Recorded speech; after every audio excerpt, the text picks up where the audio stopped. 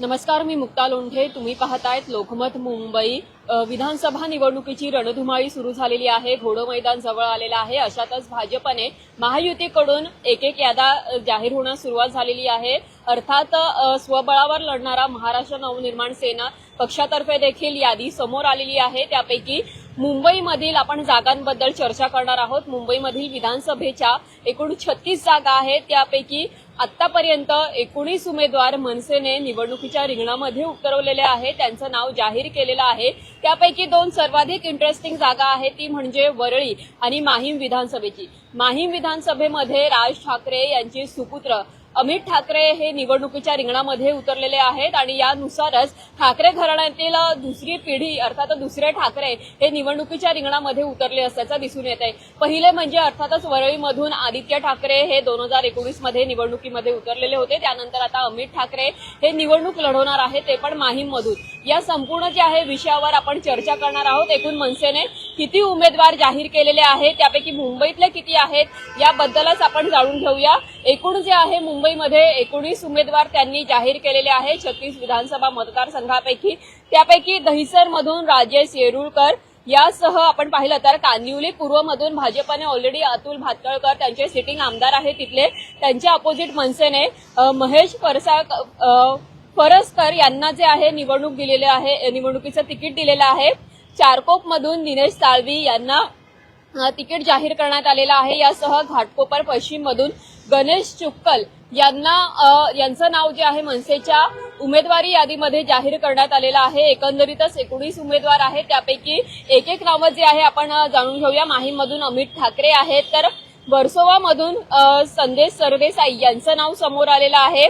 दिंडोशीमधून भास्कर परब हे निवडणुकीच्या रिंगणामध्ये मनसेकडून उतरलेले आहे. तर बोरिवलीमधून आपण पाहिलं तर कुणाल असं त्यांचं नाव आहे, यांना निवडणुकीचं तिकीट देण्यात आलेलं आहे. तर वरळीमधून संदीप देशपांडे ज्या गेल्या अनेक दिवसांपासून त्या ठिकाणी मोर्चे बांधणी करतायत, मतपेरणी करतायत, त्यांचं नाव अखेर जाहीर करण्यात आलेलं आहे. भांडूप वेस्ट मधून जे आहे शिरीष सावंत यांना तिकीट दिलेलं आहे. जोगेश्वरी ईस्ट मधून आपण पाहिलं तर भालचंद्र आमरे यांना निवडणुकीचं तिकीट जाहीर करण्यात आलेलं आहे. इतकंच काय तर विक्रोळीमधून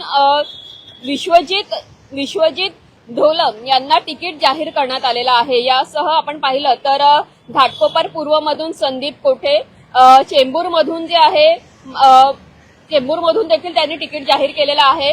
माऊली असं त्यांचं नाव आहे, त्यांना तिकीट जाहीर करण्यात आलेलं आहे. एकंदरीत चांदिवलीमधून आपण पाहिलं तर चांदिवलीमधून जे आहे महेंद्र यांना तिकीट जाहीर करण्यात आलेलं आहे. मानखुर्द शिवाजीनगरमधून जगदीश खांडेकर यांना तिकीट देण्यात आलेलं आहे आणि शिवडीमधून बाळा नांदगावकर यांना यापूर्वीच तिकीट जाहीर करण्यात आलेलं होतं. एकूण जे आहे मुंबईमधील 36 विधानसभा मतदारसंघापैकी आतापर्यंत महाराष्ट्र नवनिर्माण सेनेने 19 उमेदवार मुंबईमधून निवडणुकीच्या रिंगणामध्ये उतरवलेले आहेत. हा संपूर्ण जर आहे मतांची गोळाबेरीज आपण जर पाहिलं तर लोकसभेमध्ये महाराष्ट्र नवनिर्माण सेनेने महायुतीला बिनशर्त पाठिंबा दिलेला होता. यावेळेस काही जागांवर मनसेसाठी तडजोड केली जाणार का, त्या ठिकाणी काही जे आहे मतांची गोळाबेरीज केली जाणार का, याबद्दल चर्चा सुरू होती. अशातच जे आहे माहीमबद्दल खास करून सांगायचं झालं तर त्या ठिकाणी शिवसेना शिंदे गटाचे स्टँडिंग आमदार आहेत सदा सरवणकर, तर त्यांच्या विरोधात आता महाराष्ट्र नवनिर्माण सेनेने अमित ठाकरे यांना निवडणुकीमध्ये उतरवलेला आहे. त्यामुळे कुठेही जे आहे तडजोड किंवा पाठिंबा हा महायुतीकडून असेल देण्यात आलेला दिसून सध्याच्या घडीला तरी प्रथमदर्शनी दिसून येत नाहीये. त्यामुळे माहीममधील निवडणूक देखील अतिशय अतिटटीची होणार हे मात्र निश्चित.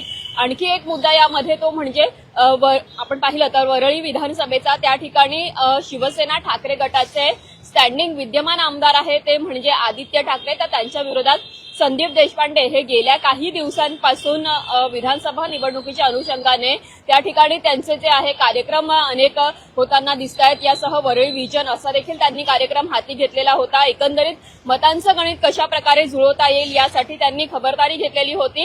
याच दरम्यानच एक बातमी आली होती, गेल्या वेळेस 2019 मध्ये विधानसभेच्या राज ठाकरे यांनी वरळीमधून आपला उमेदवार दिला नव्हता.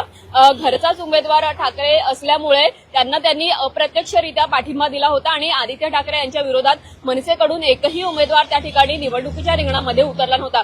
तीच जी आहे पुनरावृत्ती शिवसेनेकडून अर्थात उद्धव ठाकरेकडून माहीम विधानसभेसाठी होणार का हे पाहणं महत्वाचं असणार आहे। कारण की यावेळेस बातम्या सुरू झालेल्या होत्या, म्हणजे जर वरळीमधून जागा सोडली किंवा तिथून उमेदवार दिला नाही तर माहीममध्ये देखील आम्ही अमित ठाकरे यांना पाठिंबा देऊ, अशा प्रकारच्या चर्चा या राजकीय वर्तुळामध्ये रंगत असताना आता मात्र शिंदे गटाकडून उमेदवार देण्यात आलेलाच आहे। यासह वरळीमधून देखील आता संदीप देशपांडे हे निवडणुकीच्या रिंगणात उतरलेले आहेत। अर्थात शिवसेना ठाकरे गटाकडून आदित्य ठाकरे यांना वरळीमधून उमेदवारी दिली जाणार हे निश्चित असल्याचं दिसून येत आहे।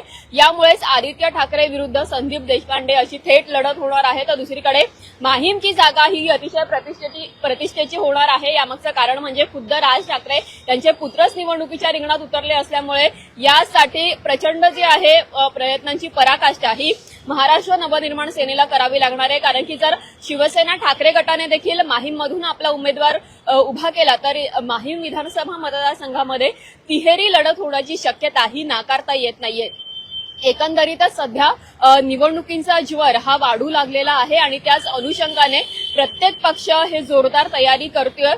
शिवडीमधून आपण पाहिलं तर बाळा नांदगावकर यांना यापूर्वीच उमेदवारी जाहीर करण्यात आलेली होती आणि त्यांनी प्रचाराला देखील सुरुवात केलेली आहे। त्याचप्रमाणे आता मनसे स्वबळावर ही निवडणूक कशी जिंकेल किंवा महायुतीचं कुठेतरी जे आहे त्यांना पाठिंबा मिळणार का, काही मतदारसंघामध्ये तडजोड केली जाणार का, बोलणी केली जाणार का, याकडे देखील प्रत्येकाचं लक्ष लागून राहिलेलं आहे। अर्थातच महाराष्ट्र नवनिर्माण सेनेने आपली उमेदवारी जी आहे लिस्ट यादी जाहीर केल्यानंतर कुठेतरी जे आहे माहीममधून अमित ठाकरे यांचा जो आहे निवडणुकीसाठी जोर हा महाराष्ट्र नवनिर्माण सेनेला लावावा लागणार आहे। एकंदरीतच सध्याची राजकीय गणिते आणि परिस्थिती पाहता जर महाराष्ट्र नवनिर्माण सेना ही स्वबळावर लढली तर त्यांच्यासमोर महायुती असो किंवा महाविकास आघाडी यापैकी तीन पक्ष जे आहे प्रत्येक जे आहे आघाडी आणि युतीमध्ये आहे या तीन पक्षांचा सामना, या तीन जे आहे पक्षामधील मतांची गणिते त्यांना जे आहे टॅकल करावी लागणार आहे एकट्या महाराष्ट्र नवनिर्माण सेनेला। यामुळे कुठेतरी